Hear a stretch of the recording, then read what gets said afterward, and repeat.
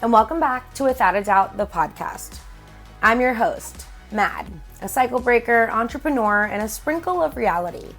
This podcast is a place where we celebrate living life authentically and organically as ourselves.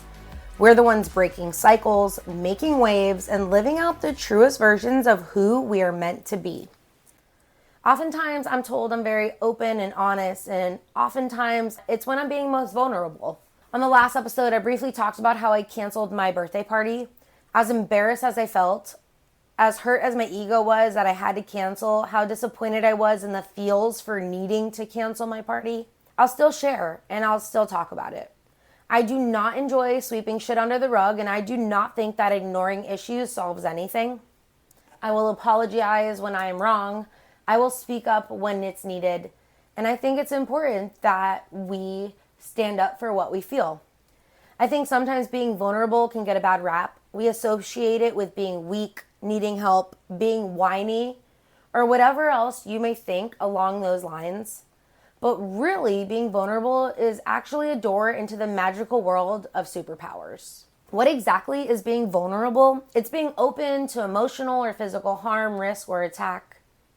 It involves exposing one's truths, thoughts, feelings, and emotions, even if that means being perceived as weak or imperfect. Vulnerability requires courage and authenticity. It involves letting your guard down and allowing yourself to be seen and understood by others, even if that means being misunderstood.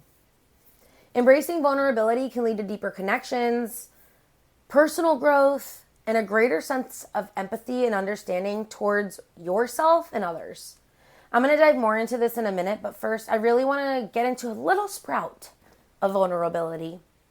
Have you ever been vulnerable with someone and then that person used it against you? Did that make you feel like, wow, I really won't do that again. I will not share that. Have you ever felt the need to let your guard down and then it comes back to bite you in the ass? Being vulnerable definitely has those risks. A lot of times we mask these vulnerabilities at work, with people we don't know well, or in any kind of setting where we're just uncomfortable. Being vulnerable can lead you into some tricky situations where people will know a deeper level of you. And I recently learned my lesson hardcore with this, actually with someone in my family, where she used a ton, if not all, of my shared vulnerabilities against me to minimize me. This is most likely the nastiest use of vulnerability, and if anything, it just proved to me what kind of person she really is, alongside the lack of emotional intelligence. We all learn our lessons, right?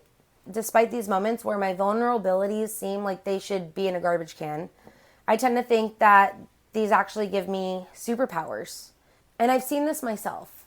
At one time in my life, I made a 180-degree life change to get fit from being fat. In the time that I lost 75 pounds in my fat to fit journey, I found a space where I fit in, and I became a fitness coach.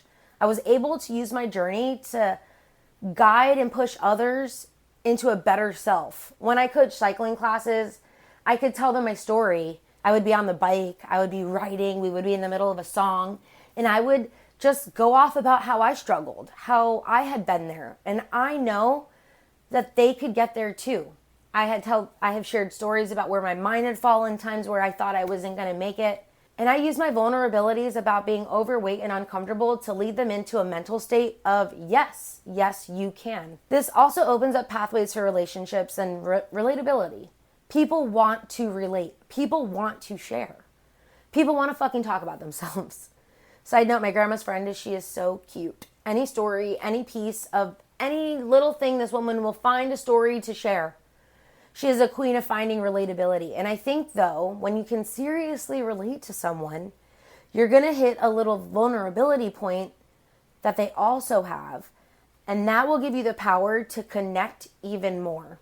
Building into genuine connectionships. I did this when I was reading this earlier. Build connectionships. Maybe that's what I need to call this. Vulnerability and connectionships. Building genuine connections and relationships.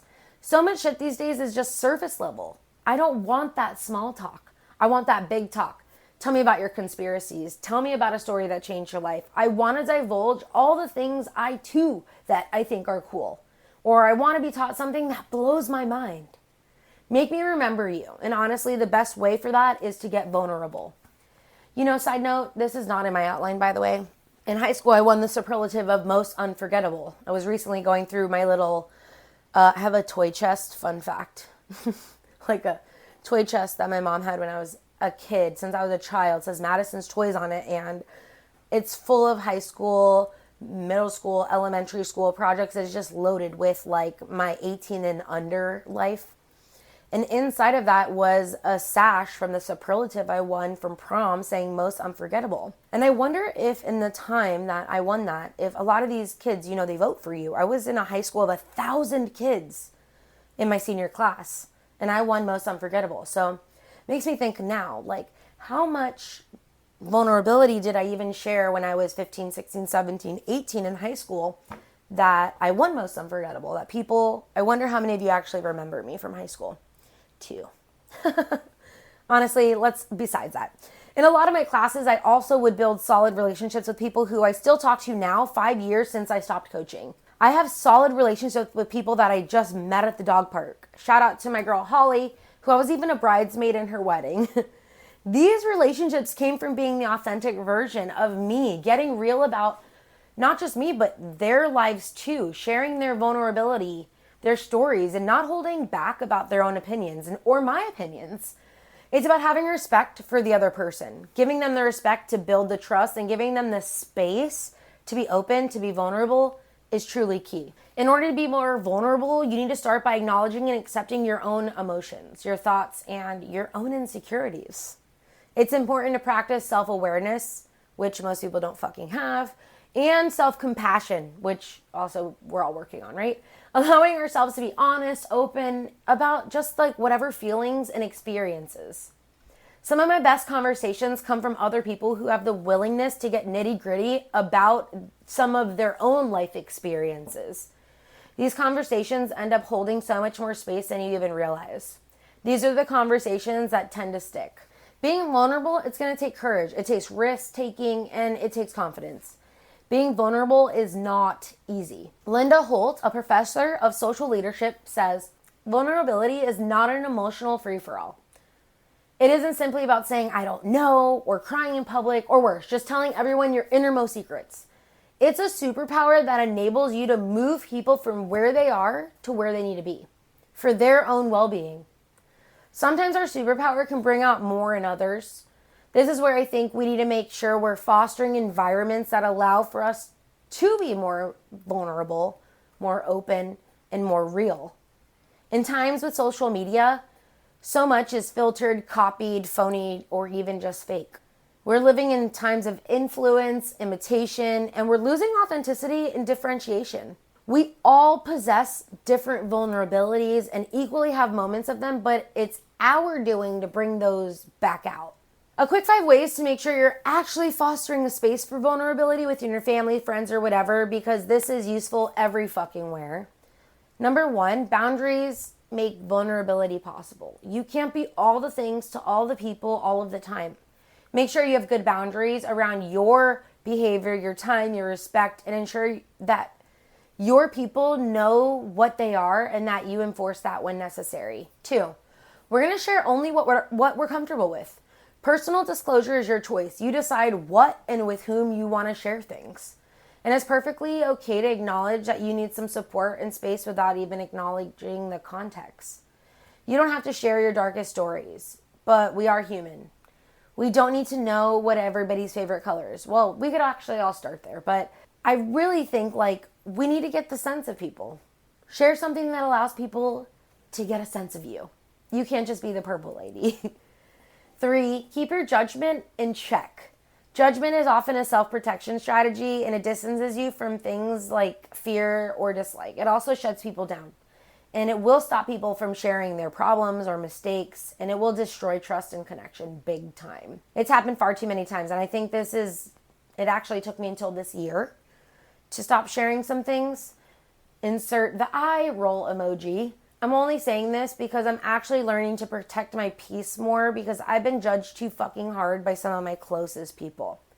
And these are the people that are going to judge you the hardest. Your family. They think they know you the best. 4, Make it safe. Listen, create agency, encourage discussion, ideas, and stay respectful. Even when you disagree.